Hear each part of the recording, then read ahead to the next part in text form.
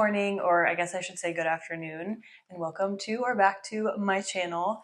It's about noon, and as you saw, I just went to a cafe to work this morning for two reasons. Because Monday usually is a hard day for me to get back into work and focus and get back into the swing of things. Also, where's my mayonnaise? Oh. Also, because recently I've just been having so many issues with my internet not working very well, so I decided to just go to a cafe. I know the internet there is fast, and it was wonderful, because after working for a few weeks with just terribly slow internet, I was like, I can't do this anymore. So that was good. I got a little bit of work done, wanted to come back and have lunch here. Mix of things. I have a soup that's like carrot, potato, onion soup that I had last night, and I have a good amount left over to have for lunch. And then also this salad, which is kind of like pearl couscous, but I can't find that here. And basically the same thing is a Sardinian pasta that's called fregola, and it's like basically like pearl couscous. And then I have feta, tomatoes, cucumber, and then I was thinking of also having a little tuna. It should be a good little lunch, because after lunch, I want to get a little bit more work done and then go to the gym later. I'm going to do upper body and abs. I had a really good leg day on Friday, but I can't neglect my upper body, even though I hate doing upper body, as you probably saw in the last video. I feel really good with my whole new routine, but I also feel like there are some things that I haven't really incorporated into my routine, like my Italian studying, also the stuff about budgeting and some financial stuff. I haven't really started doing that regularly. For now, I'm gonna make lunch.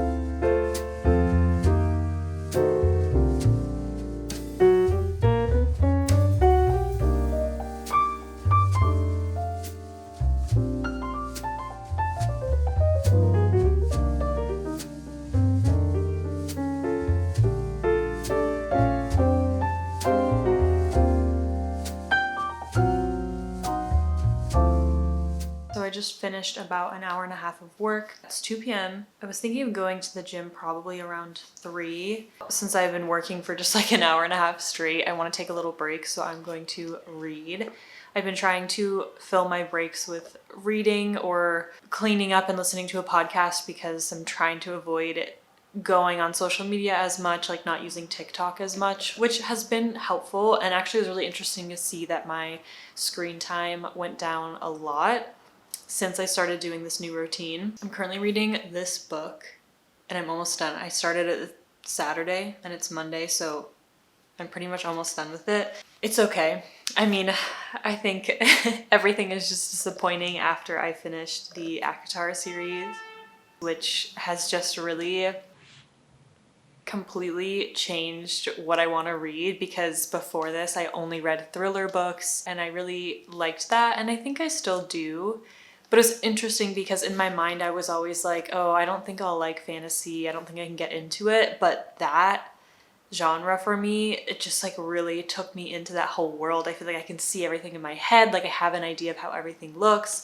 And I'm reading this book and I don't know if it's just this author, but like I'm having trouble picturing what's going on, or sometimes I have to look back, I'm like, wait, where are they? Why are they sitting down? I thought they were somewhere else. Is it day? Is it night? Like, I don't know. So this book is okay. I thought it would be like a fast-paced thriller, page-turner. The writing is a little strange, and sometimes the characters they do weird things, or they're not like consistent. I don't know if that makes sense, but I feel like sometimes there are authors who I feel like, did they even know their characters? Because their character did something that I just feel like is out of character for them. You know what I mean? They'll say something or they'll act a certain way, and I'm reading this and I'm like, they wouldn't do that. As if I know better than the author.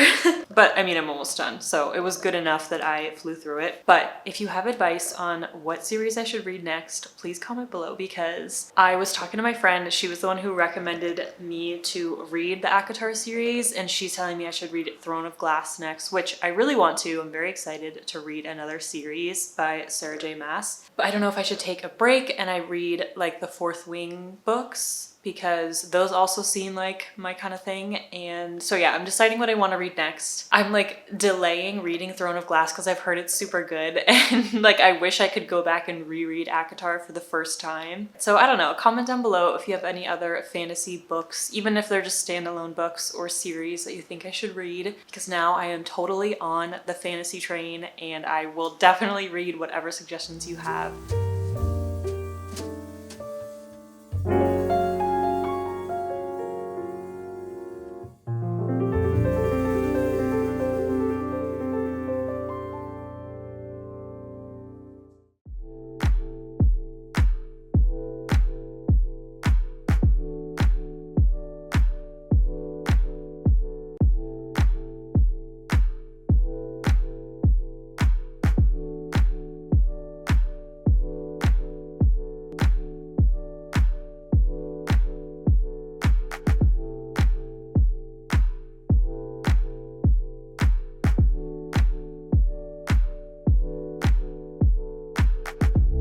Like a real new anthem. Shawty saw my wallet, now she think a new ransom. Whoa, telling me she wanted me to hammer. Trying to get saved, baby, I am not the answer. No, I can never trick on the bone, plus the bitches my with a kiss on my lips like I am not a pimp with a limp, I'm a man with a gift, and I'm doing my shit like tell them other niggas I'm the nigga, I'm the man in the city, and my bank account bigger, and my body count bigger, that's without a doubt, nigga. I'm 100 steps ahead, that's a lot of mouth, nigga. That's a lot of clout, nigga. What you all about, nigga? What your dollar amount, nigga? You a boy stout, nigga.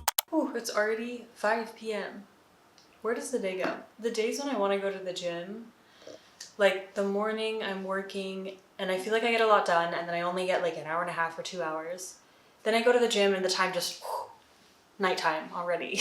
I don't even feel like I spend that much time at the gym, but like time just flies by. Anyways, on the way home, I also stopped at the grocery store because I needed to get something for dinner. But tonight I was not feeling very creative, so I don't have any cool recipes to show you. I just got a rotisserie chicken, so we're gonna do that. I have a ton of potatoes, so I'm gonna make mashed potatoes, and then I have frozen peas. Really boring dinner, but still good. Some wheat bread, a big thing of eggs because I go through eggs so fast. So I just decided to get a big one, and this has 10 of them in there. And it was like €2 or €3. And I've been hearing about all this craziness in the US about like an egg shortage or something. So sorry to people in the US who are paying a ton of money for eggs. Eggs here are very cheap and very good.